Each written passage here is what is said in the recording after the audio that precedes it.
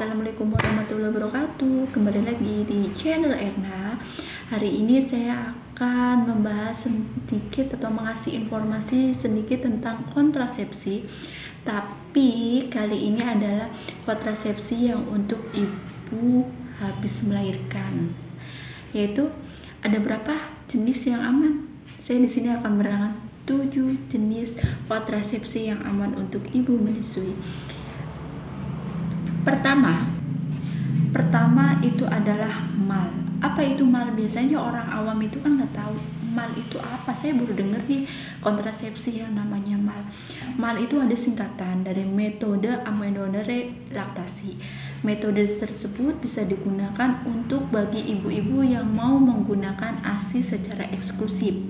Manfaatnya apa? Manfaatnya banyak. Salah satunya pertama, ikatan seorang anak dan ibu lebih dekat. Yang kedua, praktis dan efisien. Jadi tidak perlu ribet-ribet kayak misalkan kita kalau misal susu formula itu kan pasti kita ribet, harus nyeduhin airnya, susunya lah, botolnya ya.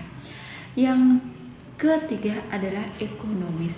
Itulah sedikit tentang keuntungan dari MAL tersebut. Dan kapan ya, kan kadang masih bingung juga, kapan ya misalkan bisa menggunakan MAL tersebut. Lah kalau menggunakan metode MAL tersebut adalah kalau misalkan air susu ibunya juga udah keluar, dan kalau misalkan udah keluar setiap 3-4 jam kita berikan kepada bayinya. Walaupun si dedenya masih tidur, kita bangunkan aja ya. Selanjutnya yaitu nomor 2, KB pil. Dimana pil itu kan banyak juga merek dagangnya, tapi yang khusus untuk menyusui. Kapan bisa menggunakan KB pil? KB pil itu digunakan 6 minggu setelah persalinan. Biasanya efeknya ada yang mual juga, pusing, jadi kayak orang ngidam gitu kan. Itu efek sampingnya.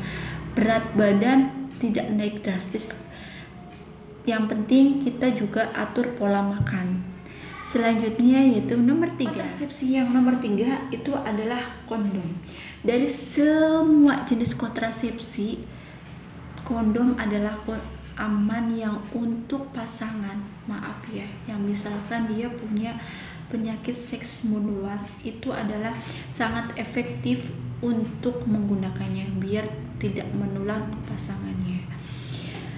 Jadi menggunakan kondom kapan ya? Ya kalau misalkan sudah mau melakukan koitus atau berhubungan intim. Selanjutnya yaitu nomor 4 adalah kontrasepsi mantap. Itu apa kontrasepsi mantap? Kontrasepsi mantap itu ada 2 jenisnya. Yang pertama kontrasepsi tubektomi, yang kedua adalah vasektomi. Biasa kalau misalkan saya jelasin satu-satu dulu ya. Kalau misalkan yang tubektomi itu adalah untuk para wanita atau MOW, metode operasi wanita, di mana saluran yang menghubungkan sperma dan sel telur bertemu itu adalah nantinya yang akan dipotong atau diikat. Itu dilakukan di mana? Itu harus dilakukan adalah di rumah sakit. Kalau misalkan ibunya sesar, itu bisa setelah sesar bisa dilakukan. Itu tanda kutip harus sepakatan berdua. Kalau misalkan tubektomi itu biasa dilakukan kalau misalkan dari faktor usia. Yang kedua adalah anaknya juga udah banyak. Selanjutnya nomor 2 yang kontrasepsi mantap yaitu vasektomi atau yang disebut dengan MOP, metode operation pria. Dimana ini bukan, kalau pria bukan dipotong ya, maksudnya bukan. Itu adalah menurunkan tingkat kesuburannya seorang pria. Sama itu juga sepakat sama suami istri. Nomor 6 itu adalah implan. Biasanya yang sering dengar di telinga kita adalah susuk yang dipasang di tangan sebelah kiri. Kalau sekarang adalah cuma ada 2 yang dipasang. Jangka efektifnya selama 3 tahun. Kapan bisa menggunakan KB susuk atau implan? Yaitu 6 minggu setelah pasca persalinan. Tapi biasanya kebanyakan ya, nggak semua orang juga, kebanyakan kalau habis lepas dari implan itu tingkat kesuburannya itu adalah cepat ya.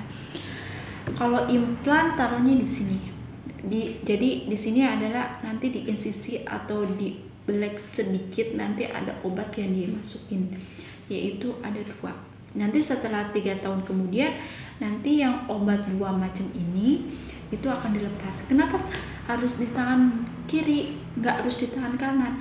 Karena kalau tangan kiri itu adalah tangan yang jarang digunain. Soalnya kalau habis kita memasukkan implan tersebut ke kulit kita, itu kita nggak boleh banyak gerak juga. Kenapa nggak boleh banyak gerak? Karena takutnya kan habis di insisi atau habis di black, takutnya itu keluar si implan tersebut. Paham ya? Selanjutnya nomor 7 terakhir adalah kontrasepsi yang aman untuk ibu menyusui. Nomor 7 yaitu IUD atau spiral. Kalau spiral atau IUD itu taruhnya di dalam rahim wanita. Biasanya kebanyakan nih wanita-wanita itu pada takutnya karena taruhnya di dalam rahim, takutnya dia kegeser kemana-mana. Biasanya orang awam takutnya ke jantung lah kemana, itu padahal tidak. Kan jantung sama rahim juga udah beda ya, udah ada bagian-bagiannya sendiri, jadi tidak mungkin sampai ke jantung lah, liver. Jadi namanya orang kadang ditakut-takutin juga. Terus biasanya efek sampingnya itu nggak enak pada saat koitus itu pada prianya sendiri. Tapi itu kalau spiral itu enak, soalnya dia tidak mengandung hormonal, jadi di badan biasa aja gitu tuh, maksudnya nggak gede-gede banget itu, enggak. Yang penting sama habis suntik juga yang 3 bulan itu enggak langsung naik gratis juga, enggak, tergantung pola makannya juga, tergantung faktor genetik juga ya. Sekian informasi dari saya, 7 metode kontrasepsi yang aman untuk ibu menyusui. Semoga bermanfaat untuk teman-teman. Kalau misalkan ada saran atau komen, silahkan di bawah ini ya. Jangan lupa like, komen, dan subscribe. Assalamualaikum warahmatullahi wabarakatuh. Goodbye, see you, dah.